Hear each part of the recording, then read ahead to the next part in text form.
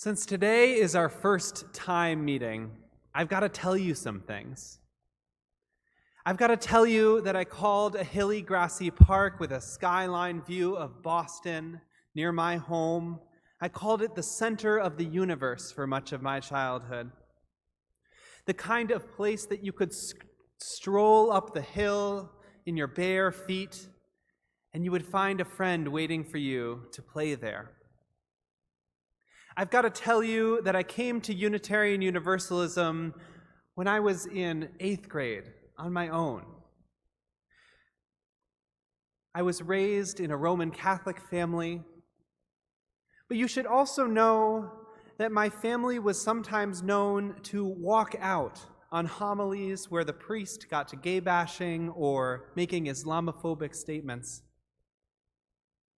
I've got to tell you that I knew since high school that I would be a minister, but part of me still feels like I've left behind the special ed classroom where I used to work. And I'm still trying to figure out how to integrate that former and formative part of my life. And I have got to tell you that when I was a young kid, I signed a contract stating that I do not like crab rangoon. Crab rangoon is an appetizer served at some Chinese-American restaurants, a deep-fried wonton filled with imitation crab meat and cream cheese. It's a perfect mouth lesson in delicious contrasts. The hot, crispy, salty outside and the cool, smooth, creamy inside. Served with a sweet and spicy sauce, it's just about everything. And as a child, apparently I hated crab rangoon, and I didn't know it. So every time my family would go to Jason Young's parents' restaurant, China Cafe, my mom would order some, and I would beg to try one. And invariably, I'd spit it out in disgust, leaving the half-eaten morsel on my plate. What a waste. This annoying and frustrating habit apparently got to be too much for my parents, and I was too much of a headstrong kid to believe my parents when they reminded me of how I didn't like crab rangoon. So they cleverly came up with a solution. My mother had me sign a piece of paper that read, "I, Stephen Carmody, do not like crab rangoon." And my mom carried that contract around with her in her purse, ready to pull it out at a moment's notice. I remember feeling more than a little upset by this whole contract situation. There was the embarrassment of being the butt of a family joke, but even more so, I didn't appreciate being boxed into what I did or didn't like. That same dynamic dogged me throughout my childhood. If I once spoke up from the back seat, saying that I didn't want to listen to a particular Fish album, say, it became that I didn't like the music, and family members would remind me of it later. "Oh, Stevie doesn't like Fish." If I said in the heat of a bad mood that I didn't want to be hugged at the moment, it became that I was resistant to any comforting. To put it succinctly, I was bothered when my passing preferences became permanent personality traits. I became Stevie, crab rangoon hater, fish phobe, unappreciating hugger. Of course, this is a lot of trivial nonsense that I'm talking about, but I think this dynamic holds with more consequential matters. We turn the momentary into the permanent in many of our interactions with other humans. Sometimes we carry around little metaphorical contracts in our metaphorical purses, judgments and assumptions and assessments about other people. And instead of letting a new moment happen, we take out the script and we read it back.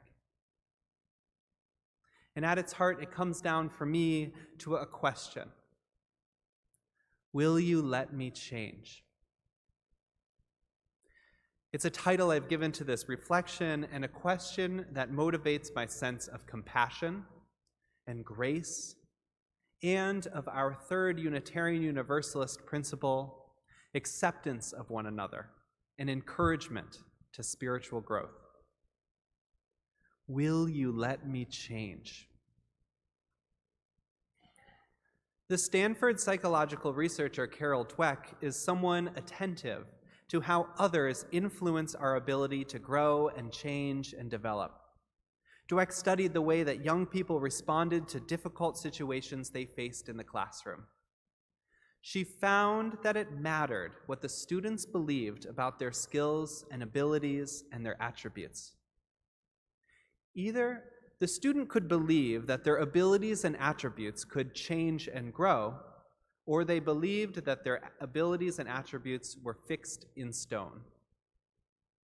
She called these two perspectives mindsets. A growth mindset, as Dweck named it, means that a person believes that through effort and help, they can fundamentally change how good they are at something. A fixed mindset, on the other hand, means that a person believes that our skills and abilities are fundamentally innate. We're born with them. You might recognize a fixed mindset in phrases like, I'm good at math, or I'm a bad artist. When faced with a more difficult task, and here's the thing, Dweck found that students who held a fixed mindset were more likely to shut down, to avoid the task, or to give up faster than their growth mindset partners. At its heart, the challenging new task presented a threat to their sense of identity. It was more important to preserve their sense of identity than it was to learn something new. A growth mindset student might say, I worked really hard on that math problem, or I love a challenge.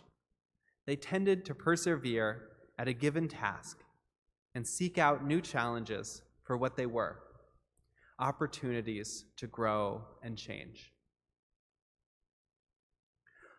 Now, one of the most striking aspects of Dweck's research is the way that teachers how teachers and other people help impart mindsets. We're not born with mindsets, we learn them. So if a student hears from a teacher, you're a really good speller, they might be more likely to drop into a fixed mindset about their spelling ability. On the other hand, if a student hears, you studied really hard for that spelling test, they might learn to recognize the process that it took to develop their level of spelling ability. Dweck found that this mindset paradigm extends to all sectors of our human lives. We have a mindset about how we are, say, as romantic partners. We have a mindset about how good we are as cooks. We even might have a mindset about our spiritual practices. Do we believe that we've been handed a set of cards for life, and that's the hand we're dealt? Or do we believe that bringing attention to the things we're not good at yet will allow us to explore new potentials in ourselves? And when it comes to our relationships with other people, how are we encouraging other people to see themselves in an experience of growth? Say, after a friend shows us a craft that they've been working on, we have an opportunity. Instead of judging them as great, we can ask them about their process. We could ask which part they were most proud of or what was difficult for them. We can ask them about the choices they made or about what project they're thinking about next. I believe that it conveys a fundamental respect for them, to meet them at the place that they are growing.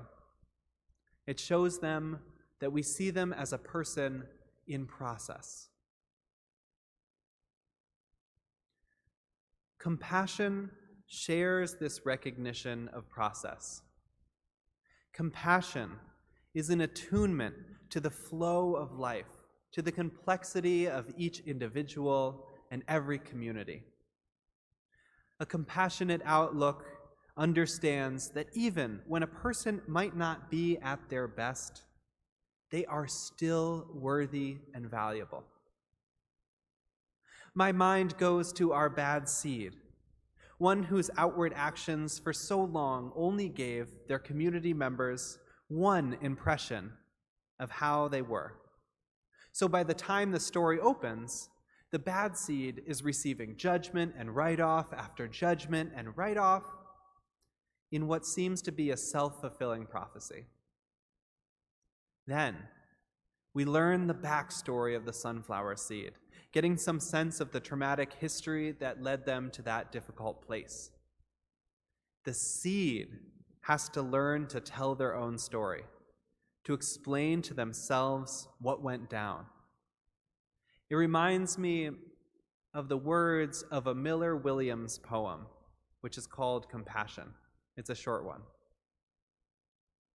Miller Williams writes, "Have compassion for everyone you meet, even if they don't want it. What seems conceit, bad manners, or cynicism is always a sign of things no ears have heard, no eyes have seen.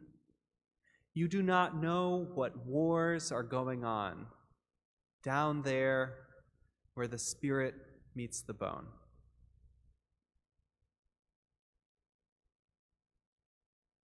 You do not know what wars are going on down there where the spirit meets the bone. With compassion, I think there is this sacred "I don't know." There's a curiosity that asks, I wonder what's going on beneath the surface, or I wonder how things got to be that way. It's not a psychologization or excusing away behavior. We see this at the end of the story with the bad seed, that lovely moment when the two seeds are passing by and they remark, "Hey, look, there goes that bad seed." And the other replies, "Actually, he's not all that bad anymore." That second seed passing by was leaving a space, a compassionate space into which our protagonist could grow.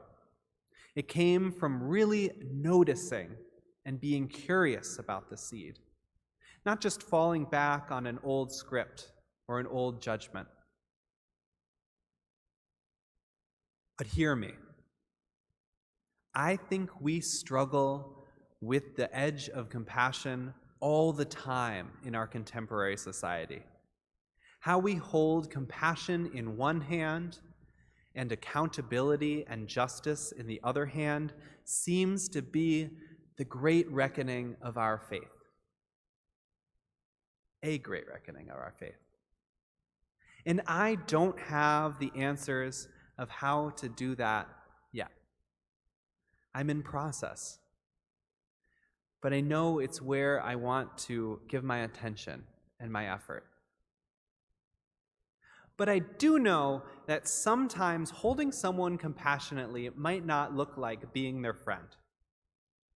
Sometimes a pattern is just a pattern, and you just have to set a boundary. Or you just have to make your youngest child sign a contract stating that he, in fact, does not like crab rangoon. And furthermore, we who covenant to affirm and promote not just compassion in human relationships, but also equity, should be mighty attentive to how our compassionate edges get apportioned to some and not to others, how our I don't know and our curiosity tends to land on some and not others, who is allowed, for instance, to get angry without it jeopardizing their fitness for a job, who gets second chances, whose struggles with mental illness are recognized and accepted. Bringing our care and attention both to who and how we live compassionately certainly matters. But what a glorious thing it is to see compassion and grace manifest in our world. I'll tell you a story. The congregation I served in California was in the midst of asking this big question: will you let me change? In the spring of 2018, many of the congregants of color organized to express their dismay and anger about the way the community was falling short of its efforts for inclusion and welcome for people of color. And it happened that there was this large town hall that happened in the spring, and that truth was expressed. And it was intense for everyone. And in some of the time following that town hall, those hard truths and the way that they were expressed in community were met with judgments and assumptions and write-offs. It was hard to be in community at that time, and there was pushback, and there was conflict, and there was mistrust. But I also know that a committed group of congregants and staff and friends, they dedicated themselves to trying to transform themselves and their community. And the community as a whole stuck together. And there was time that passed, which gave some grace to the situation. And some folks who were at first confused or defensive, they kept listening, letting the space of that I don't know and a sacred curiosity come through. And other folks who first voiced their truths, they didn't let that defensiveness from their fellow congregants be the last word. They left a space in their own hearts so that others could change and grow. And everyone in that congregation had to leave open that imaginative space, that space for a prophetic vision to take hold, into which the community could move past the way things had been, into whatever it may become next. When I left, things were not all the way there. The transformation is ongoing, and I don't know how it's going to end up. But it gave me enough hope to see people making the commitment to leave space for the growth of themselves and of others. It was a powerful thing to be witness to. So, when someone asks us, will you let me change? Whether with their words or their actions or their recommitment or their becoming differently, how will we respond? Will we see them in their fullness and their multitudes? Will we know them as someone like we all are, in process, in a state of becoming? Will we leave a space for a sacred I do not know and a holy curiosity? Being in a community or being in a relationship that is changing will never cease to be trying, but we do not have to do it alone. May we foster and nurture in one another the support to help us transform and change into the more whole seeds that will become.